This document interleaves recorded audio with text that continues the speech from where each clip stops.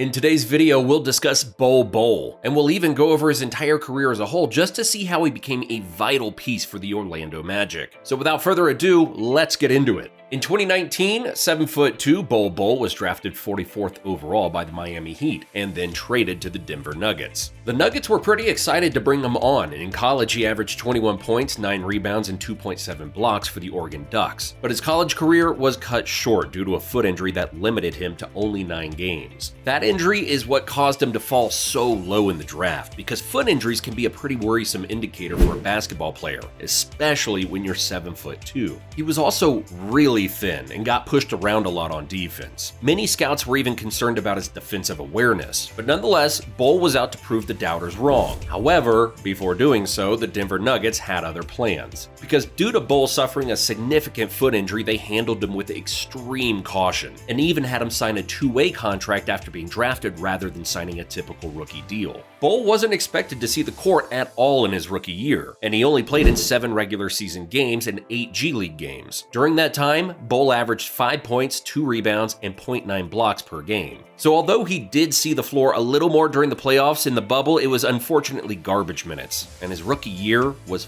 far from a success. Now heading into his sophomore season with the Nuggets, he finally signed a 2-year contract worth over $4 million. And although he did play 32 games that season, he only averaged 2 points, 0.8 rebounds, and 0.3 blocks in 5 minutes per game. In his third season in 2022, he played only 14 games before undergoing foot surgery on January 18th. At the trade deadline, the Orlando Magic traded for him, but of course, because of the injury, he couldn't play that season. Many NBA fans thought his career was heading downhill, but little did everyone know this season we would finally see Bol Bol break out. On October 19th, in his Magic debut, he faced off against the Detroit Pistons and finished the game with 10 points, 6 rebounds, and a block, going 4 for 6 from the field and 2 for 2 from the line. And while they did lose that game, it was still a good game from Bol, and he put up solid numbers in 18 minutes of action. For his second game with the Magic, there really isn't much to talk about because he didn't really do much, but in his third game versus Jason Tatum and the Boston Celtics, he would record 4 blocks and 5 rebounds in just 15 minutes. His defensive presence was absolutely felt in his limited action, and the Magic only lost that game by 6 points. In Game 4 versus the New York Knicks, Bol had his best game of the season and maybe even of his entire career thus far. He finished with 19 points, 5 rebounds, and 4 blocks while going 8 for 10 from the field, 1 for 2 from 3, and 2 for 2 from the free throw line.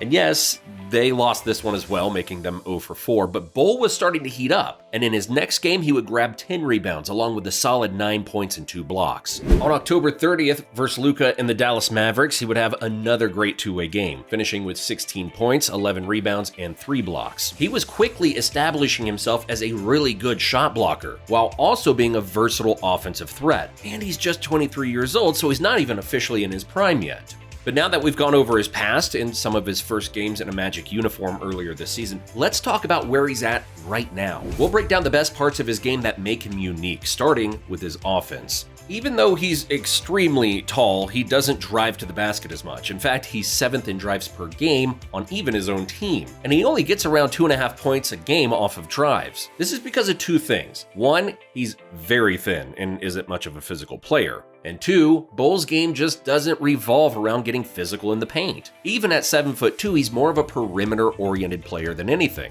Don't get us wrong, we're not saying he's a bad driver or that he can't, because when he decides to go to the rim, he can slither and step past anyone with his long strides and Euro steps. But there's no denying that adding some extra strength and muscle would definitely improve his game. On shots within 5 feet from the basket, he's shooting 45%. And although he's not a high-volume shooter, he's still shooting 40% on 1.8 attempts per game and 38.5% on catch-and-shoot threes. He's just a really unique player. Even superstar Kevin Durant thinks so too. Quote, "He's unique," Durant said. "He's tough to deal with. I can see his confidence growing by the game. Pretty much every game on the basketball court. He just needed more reps. Last few years, he's been in and out of the lineup, hurt, and G League stints. I love what Jamal is doing with him over there, putting him at the point sometimes, putting him at the 5, and just moving him around because he's such a versatile player. I think you'll start to see him continue to be more and more of an impact player as time goes on." As of right now, Bol is averaging 12 points, 7 rebounds, and 1.6 blocks, while shooting 59.5% from the floor on 8 attempts per game. All of those stats are career highs in every category, and this is what has him at the top of the race for the Most Improved Player award. There's a fair argument out there that Los Angeles Laker Russell Westbrook should win it, but Bol Bol spent the first 2.5 seasons of his career with the Denver Nuggets and didn't play much at all. Then, midway through his third season, he was traded to the Detroit Pistons, who ended up backing out of the deal due to injury concerns. Eventually, he ended up with the Boston Celtics, where he continued his rehab, and then very quickly, they traded him to the Magic after just 1 month. That sort of shuffling around and teams passing on a player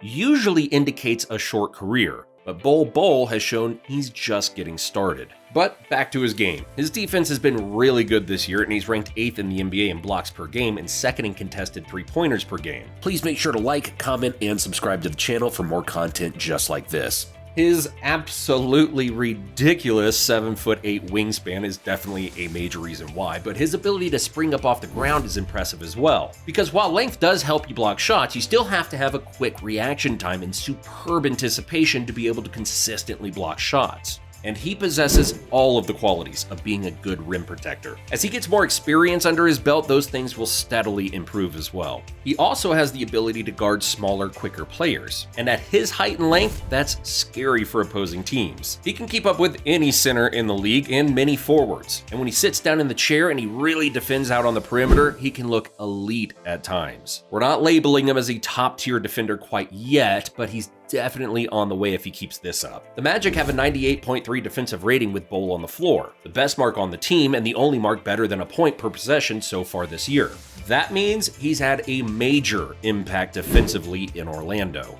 Bol has had at least 1 block in every game so far, and this includes a few games with 4 blocks and more than 4 games with multiple blocks. He's been one of the league's best help defenders and does a great job of knowing when to leave his man to go get a block. That's honestly a huge sigh of relief for Magic fans because that was one of Bol's biggest concerns on the defensive end. In years past, he would make painfully bad reads and rotations on a consistent basis, but thus far, it isn't happening nearly as often. And that just really comes with spending more time on the court. Another underrated part of his defense is he can block shots and guard the perimeter and the post without fouling. Normally, when you see someone who goes for so many blocks and has to guard all around, at his size especially, they are far more likely to commit some fouls, or at least get caught jumping where they have no choice but to foul. This is not the case with Bol. His defensive IQ and length allow him to block shots from a good distance away and allow him to know when he should go for a block.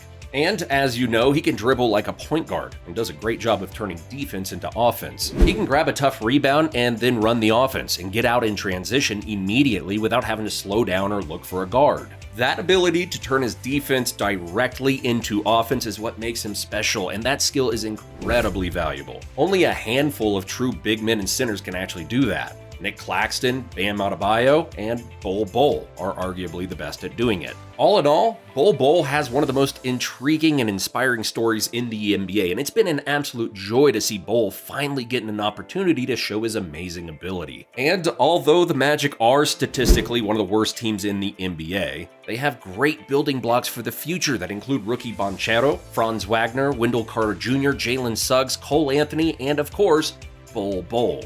And with 24-year-old Markelle Fultz having a solid season as well, the Magic are a team to watch out for, especially if Bol continues to improve. And there you have it. Are you excited to see what Bol Bol could turn into in this league? Are the Magic on the brink of something special in the Sunshine State? Let us know in the comments below, and thanks for watching. We'll see you in the next one.